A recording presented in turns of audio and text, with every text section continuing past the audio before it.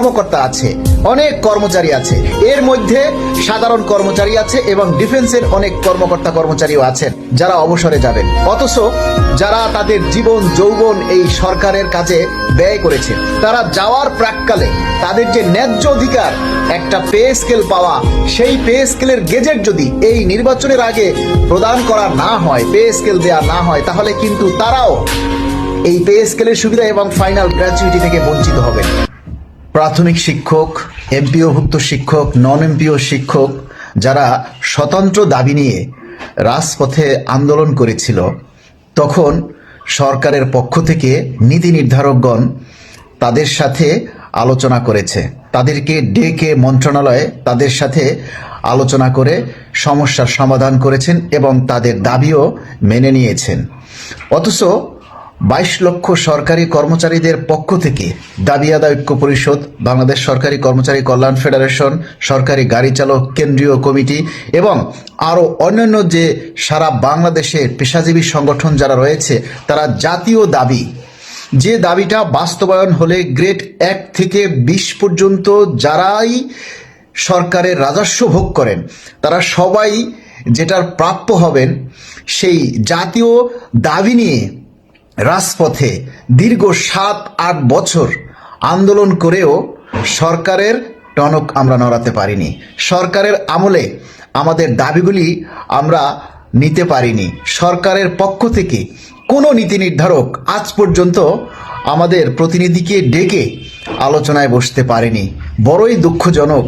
যে দাবিটা অত্যন্ত যৌক্তিক, যেখানে 10টা বছর পর্যন্ত সেই আওয়ামী সরকার থেকে শুরু করে আমরা এই পে স্কেলের দাবি করে এসেছি, সেই দাবিকে আমলে নিয়ে আজ পর্যন্ত সরকারের পক্ষ থেকে কোনো নীতি নির্ধারক আমাদেরকে আলোচনায় ডাকেনি। অথচ বারবার আমরা সরকারের উচ্চ মহলের সাথে, সরকার প্রধান, মাননীয় প্রধান উপদেষ্টা, মাননীয় অর্থ উপদেষ্টা মহোদয়ের সাথে সাক্ষাতের চেষ্টা করেও বারবার আমাদের শীর্ষ নেতারা ব্যর্থ হয়েছেন। অথচ সরকারের নীতি নির্ধারকগণ যদি আমাদের এই দাবি আদায় ঐক্য পরিষদের শীর্ষ নেতাদেরকে ডেকে আলোচনা করে যৌক্তিক একটা সমাধান করেন, তাহলে কিন্তু আমাদের সরকারি কর্মচারী হয়েও রাজপথে আন্দোলন করার জন্য চিন্তাও করতে হয় না। স্বাধীনতার পর থেকে আজ পর্যন্ত অন্তত আমি দেখিনি যে সরকারি কর্মচারীরা তাদের বেতন ভাতার জন্য এভাবে রাজপথে আন্দোলন করে। আপনারা দেখেছেন কিনা আমি জানি না। আমাদের এটাই হচ্ছে সবচাইতে পরিতাপের বিষয় যে যেখানে কর্মচারীরা দীর্ঘদিন বেতন ভাতা থেকে বঞ্চিত, অনেক কর্মকর্তা কর্মচারী আছে যারা অবসরে চলে গেছেন, যারা ফাইনাল গ্র্যাচুইটি এই পে স্কেলের জন্য কম পেয়েছেন। এখনো এই 2026 সাল শুরু হতে চলেছে, 2025 সালের শেষ প্রান্ত, অনেক কর্মকর্তা আছে, অনেক কর্মচারী আছে যারা অবসরে যাবেন। অথচ যারা তাদের জীবন যৌবন এই সরকারের কাজে ব্যয় করেছেন, তারা যাওয়ার প্রাককালে তাদের যে ন্যায্য অধিকার একটা পে স্কেল পাওয়া, সেই পে স্কেলের গেজেট যদি এই নির্বাচনের আগে প্রদান করা না হয়, পে স্কেল দেয়া না হয়, তাহলে কিন্তু তারাও এই পে স্কেলের সুবিধা এবং ফাইনাল গ্র্যাচুইটি থেকে বঞ্চিত হবেন।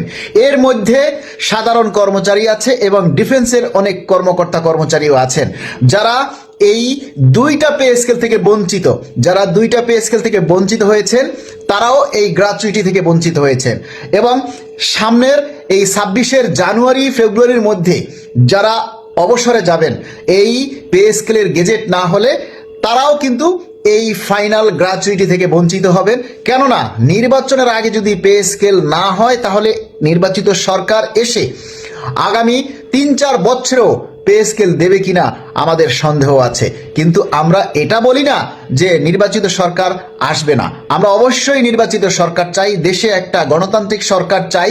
কিন্তু যেহেতু পে কমিশন এই অন্তর্বর্তীকালীন সরকার গঠন করেছেন, এই পে স্কেলকে বাস্তবায়ন করার দায়িত্ব এই অন্তর্বর্তীকালীন সরকারের বলে আমরা সাধারণ কর্মচারীরা মনে করি।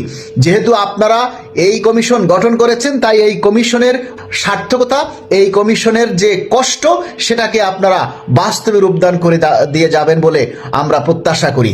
এবং এটাও প্রত্যাশা করি অনতিবিলম্বে আমাদের শীর্ষ নেতাদেরকে আলোচনায় ডেকে সমস্যার সমাধান করুন, দেশ শান্তিতে থাকবে।